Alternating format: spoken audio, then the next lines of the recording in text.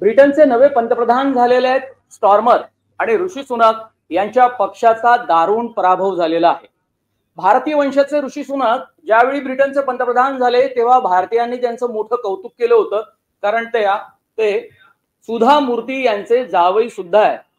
पण आता त्यांच्या पक्षाचा दारुण पराभव झाला. त्याची नेमकी कारणं कोणती आणि स्टार्मर यांच्या समोर कोणती आव्हानं उभी आहेत, आपण आंतरराष्ट्रीय विषयाचे अभ्यासक निळू दामले सर यांच्यासोबत चर्चा करतोय. ब्रिटन मधल्या सत्तांतराचा नेमका अर्थ आपण काय घेऊ शकतो, दामले सर?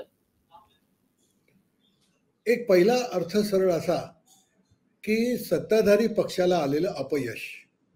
म्हणजे गेले 14 वर्ष हुजूर पक्षाची सत्ता होती आणि ते एका पाठोपाठ एक आश्वासन देत बसले होते. बिग सोसायटी असं त्यांनी आश्वासन दिलं होतं. बिग सोसायटी म्हणजे जसं ट्रम्प म्हणायचे अमेरिका फर्स्ट, तसं ते आश्वासन होतं.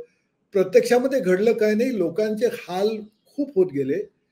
ब्रिटनची अर्थव्यवस्था सुद्धा हलके हलके थंड होत झाली. वेग कमी झाला होता आणि लोकांच्या प्रश्नाकडे सत्तारूढ पक्षाचं लक्ष नव्हतं आणि म्हणून लोकांनी त्यांना हाकलून दिलं.